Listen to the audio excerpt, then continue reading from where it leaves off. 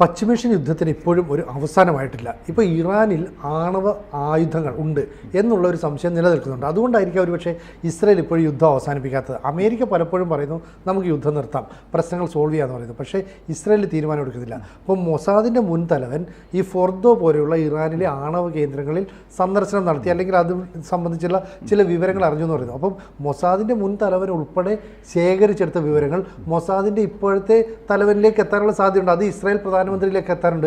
എന്തായിരിക്കും അവിടെ സംഭവിക്കുക? ഓക്കെ, ഈയിടെ നോർത്തേൺ ഇസ്രായേലിൽ ഗലീലി എന്ന് പറയുന്ന പ്രദേശത്ത് സാഫറ്റ് എന്ന് പറയുന്ന സ്ഥലത്ത് പഴയ മൊസാദിൻ്റെ പഴയ തലവൻ യോസി കൊഹീൻ എന്ന് പറയുന്ന ആളൊരു കോൺഫറൻസ് നടത്തി.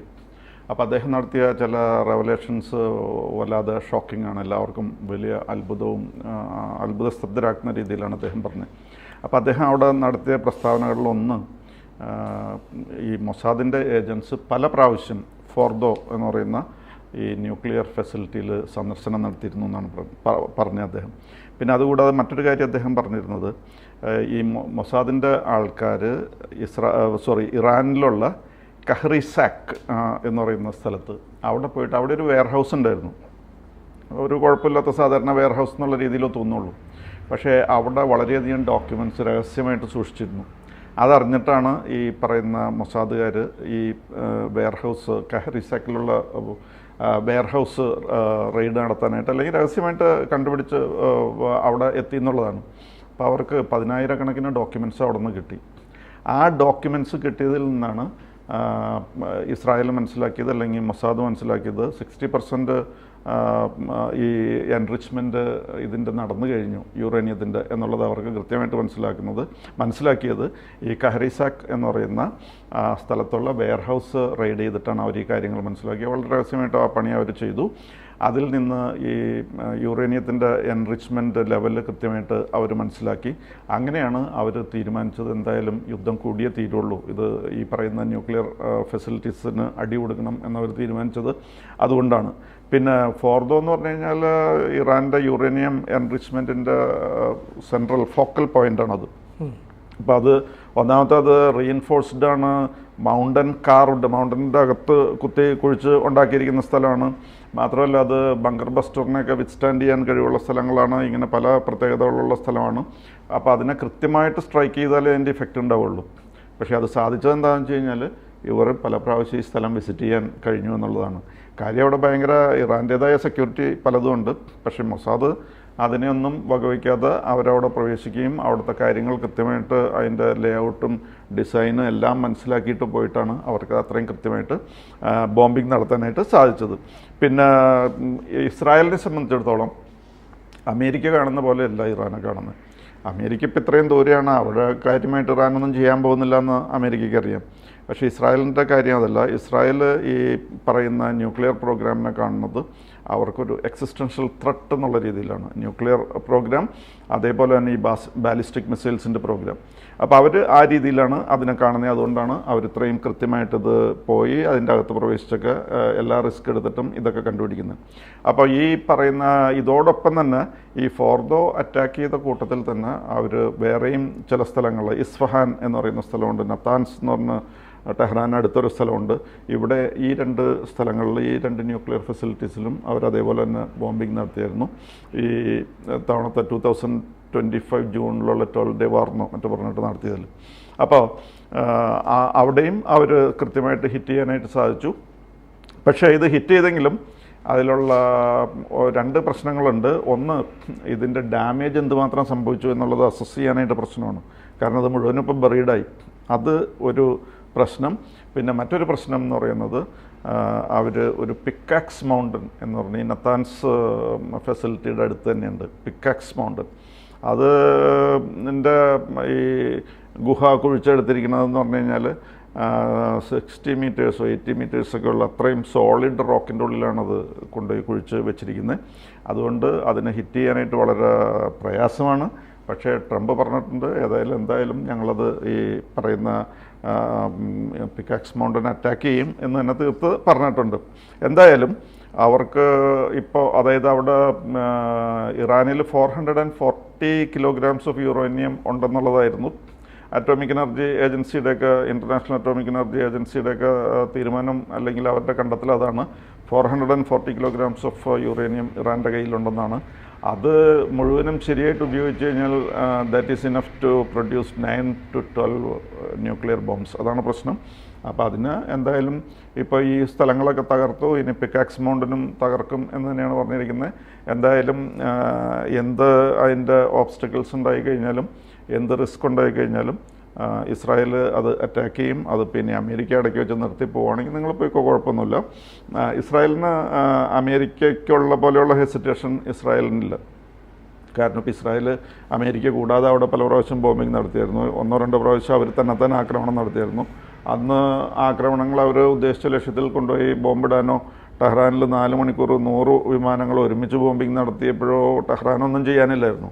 പക്ഷേ അമേരിക്ക വന്നു കഴിയുമ്പോഴുള്ള പ്രശ്നം എന്താണെന്ന് വെച്ച് കഴിഞ്ഞാൽ, അമേരിക്ക എന്തെങ്കിലും ചെയ്താൽ ഉടനെ കുവൈറ്റിന് ചിലപ്പോൾ ആക്രമിക്കുകയോ, അല്ലെങ്കിൽ ദുബായിൽ ബോംബിടുകയോ, അല്ലെങ്കിൽ സൗദിയിൽ ബോംബിടുകയോ, അല്ലെങ്കിൽ ബഹ്റൈനിലോ ഖത്തറിലോ ഒക്കെ കൊണ്ടുപോയി എന്തെങ്കിലുമൊക്കെ കാണിക്കുമ്പോൾ അമേരിക്കയ്ക്ക് അത് പ്രശ്നമാണ്. ഇസ്രായേലിന് അങ്ങനത്തെ പ്രശ്നങ്ങളൊന്നുമില്ല.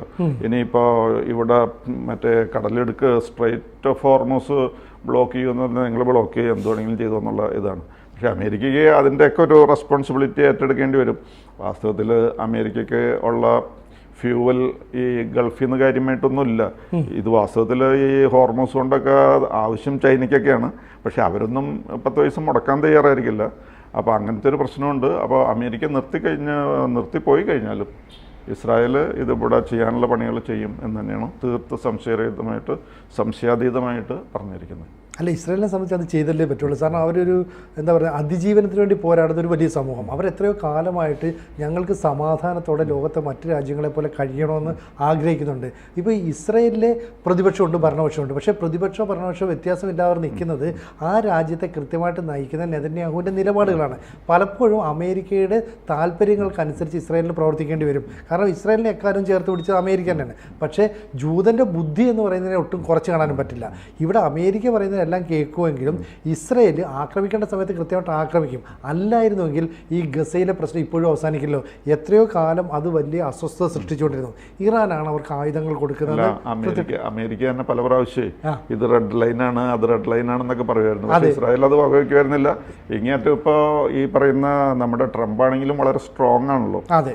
പക്ഷേ നെതന്യാഹു എല്ലാം കേൾക്കും, മറുപടി ഒന്നും പറയില്ല. എന്ത് ചീത്ത പറഞ്ഞാലും കേൾക്കും.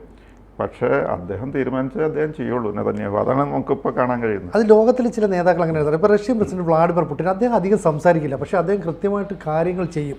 ഇന്ത്യൻ പ്രധാനമന്ത്രി നരേന്ദ്രമോദി അനാവശ്യമായിട്ട് കാര്യങ്ങൾ ചെയ്യില്ല, പറയില്ല. പക്ഷേ നമ്മൾ ഓപ്പറേഷൻ സിന്ധുവിൻ്റെ സമയത്ത് ലോകത്തിന് കാണിച്ചു കൊടുത്തു എങ്ങനെയാണ് ഭരണാധികാരി എന്നുള്ളത്. എന്ന് പറയുന്ന പോലെ നെതന്യാഹു എല്ലാ കാര്യങ്ങളും കേൾക്കും. പക്ഷേ അമേരിക്ക പറയുന്നത് കേൾക്കില്ല. എത്ര തവണ പറഞ്ഞു അവിടുത്തെ ആശുപത്രികളെ ആക്രമിക്കരുത്, സ്കൂളുകളെ ആക്രമിക്കരുത്. സംഭവിക്കുന്നത് എന്താ? ആശുപത്രികളുടെയും സ്കൂളുകളുടെയും ആരാധനാലയങ്ങളുടെയും അടിയിൽ ബങ്കറുകൾ സ്ഥാപിച്ച് അവിടെ നിന്ന് റോക്കറ്റ് ലോഞ്ചറുകൾ ഉപയോഗിച്ച് ഇസ്രായേലിനെ ആക്രമിക്കുന്നു. അപ്പോൾ GPS വെച്ച് ട്രാക്ക് ചെയ്തിട്ട് ആ ലക്ഷ്യസ്ഥാനത്തേക്ക് ഇസ്രായേൽ ആക്രമിക്കുന്നു. ആ ആക്രമിക്കുമ്പോൾ കുട്ടികൾ കൊല്ലപ്പെടും, രോഗികൾ കൊല്ലപ്പെടും. അപ്പോഴും പറയുന്നത് എന്താ?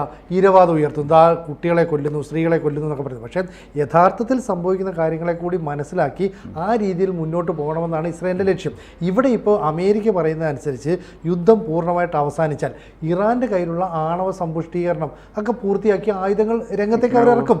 ഇന്നല്ലെങ്കിൽ നാളെ ഇറാൻ്റെ ആത്യന്തികമായ ലക്ഷ്യം ഇസ്രായേലിനെ തകർക്കുക എന്നുള്ളത്. കാരണം ഇറാൻ ഇപ്പോൾ സാമ്പത്തികമായിട്ട് തകർന്ന് തരിപ്പണമായി.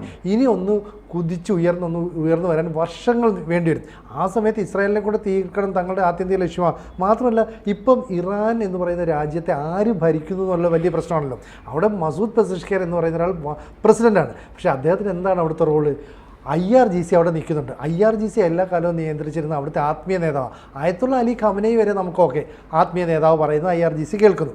പക്ഷേ ആയത്തുള്ള അലി ഖമനൈ കൊല്ലപ്പെട്ടതിന് ശേഷം മുജ്തബ ഖമനൈ വന്നു. ഈ പ്രഖ്യാപനം നടത്തിയത് IRGC ആണ്. IRGCക്ക് വേറെ ആളുകളെ സെലക്ട് ചെയ്യാമായിരുന്നു. അപ്പോൾ അതിൻ്റെ തലപ്പത്തുള്ളവരെ സംബന്ധിച്ചിടത്തോളം അവർക്ക് ആവശ്യം ഞങ്ങൾ വിചാരിക്കുന്ന ഒരു പാവയെ ഈ കസേരയിലിരുത്തണം, ഞങ്ങൾ വിചാരിക്കുന്ന പോലെ കാര്യങ്ങൾ നിയന്ത്രിക്കണം. ഇവിടെ പല കാര്യങ്ങളും ചർച്ച ചെയ്യാൻ പോകുന്ന വിദേശകാര്യമന്ത്രിയുണ്ട്, അബ്ബാസ് അരഗാച്ചിയുണ്ട്. ഇവർക്കൊന്നും ഒരു പിന്നെ അവിടുത്തെ സ്പീക്കറുണ്ട് കാലിബാഫ് പറയുന്നതിനൊക്കെ എന്ത് വിലയാണുള്ളത്. അപ്പോൾ ആ രാജ്യം ഒരിക്കലും മതഭരണകൂടത്തിൻ്റെ കാരാളഹസ്തത്തിൽ നിന്ന് മോചിതരാകരുതെന്ന് അവർ തീരുമാനിക്കുന്നു. അതുകൊണ്ടാണ് ഇസ്രായേൽ പറയുന്നത് ഞങ്ങൾ അമേരിക്ക പറയുന്നത് കേൾക്കുന്നില്ല. ഇസ്രായേലിലെ പ്രതിപക്ഷം ഇപ്പോൾ അടുത്തതായിട്ട് ഇസ്രായേലിൽ പ്രസിഡന്റ് തെരഞ്ഞെടുപ്പ് വരാൻ പോവാം. ഈ തെരഞ്ഞെടുപ്പ് വരുമ്പോൾ നെതന്യാഹുവിന് വീണ്ടും മത്സരിക്കാൻ താല്പര്യമുണ്ട്. നെതന്യാഹു പരാജയപ്പെടാതിരിക്കണമെങ്കിൽ അമേരിക്ക പറയുന്നത് കേൾക്കാതെ ഇറാനെതിരെയുള്ള അല്ലെ ഇറാൻ്റെ പ്രോക്സികൾക്കെതിരെയുള്ള വാർ കണ്ടിന്യൂ ചെയ്തേ പറ്റുള്ളൂ. ഇത് തന്നെയാണ് നെതന്യാഹു മുന്നോട്ട് വെക്കുന്നത്. എന്നിട്ട് പ്രതിപക്ഷം പറയുന്നു നിങ്ങളെ ഇപ്പോൾ ഭരണത്തിലിരിക്കാൻ ഞങ്ങൾ അനുവദിക്കുന്നത് നിങ്ങൾ രാജ്യത്തിന് വേണ്ടി നിലകൊള്ളുന്നു എന്നുള്ളതാണ്. ഇപ്പോൾ ജൂതന്മാർ തിരിച്ചറിഞ്ഞൊരു കാര്യമുണ്ട്, അവർക്ക് വിശ്വസിക്കാവുന്ന രാജ്യങ്ങളുമായിട്ട് കൂടുതൽ അസോസിയേറ്റ് ചെയ്ത് പ്രവർത്തിക്കണം. അമേരിക്കയെ വിശ്വസിക്കാം, പക്ഷേ അമേരിക്കയ്ക്ക് അമേരിക്കയുടെ താല്പര്യങ്ങളുണ്ട്. ഇവിടെ എന്തുകൊണ്ടാണ് ഇന്ത്യയെ ഒരു പാർട്ട്ണറായിട്ട് അവർ കാണുന്നത്? അപ്പോൾ സൈനിക മേഖലയിലും സാമ്പത്തിക മേഖലയിലും നമ്മളൊരു ശക്തിയായിട്ട് വളരുന്നു. ചൈന പോലെയുള്ള രാജ്യത്തെ പോലെയുള്ള കപടത നമുക്കില്ല. റഷ്യയുടെ കൂട്ടത്തിലുള്ള ഒരു ആക്രമണോത്സുക സ്വഭാവമില്ല. അപ്പോൾ അതുകൊണ്ട് ഇന്ത്യയുമായിട്ട് സഹകരിച്ച് S-400 നിർമ്മിക്കാം. ഇന്ത്യക്ക് സോഴ്സ് കോഡ് കൊടുത്തിട്ട് അവിടെ ആയുധങ്ങൾ നിർമ്മിക്കാം. ഇന്ത്യ നിർമ്മിക്കുന്ന ആയുധങ്ങൾ ഞങ്ങളും മേടിക്കാം. ഇതെല്ലാം അവർ പറയുന്നുണ്ട്. കാരണം ഇന്ത്യയെ ഒന്ന് ചൊറിയാൻ വന്ന നമ്മൾ തുർക്കിയെ നേരിട്ട് ആക്രമിച്ചേ ഇല്ല. പക്ഷേ തുർക്കിയുടെ അയൽരാജ്യമായ സൈപ്രസിനും ഗ്രീസിനും നമ്മുടെ ആയുധങ്ങൾ വിറ്റു. നമ്മുടെ കയ്യിലുണ്ടായിരുന്ന പിനാക്ക മിസൈൽ ഉൾപ്പെടെ വേണമെന്ന് പറഞ്ഞാൽ അർമേനിയ വന്നപ്പോൾ നമ്മളത് ആദ്യം കൊടുത്തു. അപ്പോൾ ഇന്ത്യയുമായിട്ട് കൂടുതൽ കൈകോർത്താൽ അത് ഗുണം ചെയ്യും. അതുകൊണ്ട് ആണവായുധം കയ്യിലുണ്ട് എന്നുള്ള ഒരു ആശങ്ക അകലുന്നവരെ ഇസ്രായേൽ ഇതിൽ നിന്ന് പിന്മാറില്ല. അപ്പോൾ ഇസ്രായേലിനെ എല്ലായ്പ്പോഴും മുന്നിൽ നിൽക്കുന്ന ആരാന്ന് ചോദിച്ചാൽ മൊസാദാണ്. അപ്പോൾ മൊസാദിൻ്റെ തലവൻ കൊടുക്കുന്ന റിപ്പോർട്ടുകൾ കൃത്യമായിട്ട് നെതന്യാഹു കേൾക്കുന്നു, അതിനനുസരിച്ച് പ്ലാനുകൾ ചെയ്യുന്നു, നടപ്പാക്കുന്നു. അപ്പോൾ ഇസ്രായേൽ ആത്യന്തികമായിട്ട് യുദ്ധം അവസാനിപ്പിച്ചു എന്ന് പ്രഖ്യാപിക്കണമെങ്കിൽ ഇറാൻ്റെ ഭാഗത്തുനിന്നും ഇറാൻ്റെ പ്രോക്സികളുടെ ഭാഗത്തു നിന്നുള്ള ഭീഷണി എന്നേക്കുമായിട്ട് ഇല്ലാതാകണം. അങ്ങനെ ഒരു കാലം ഉണ്ടാകുമോ എന്നോടും പ്രതീക്ഷിക്കാതെ. അതല്ലേ.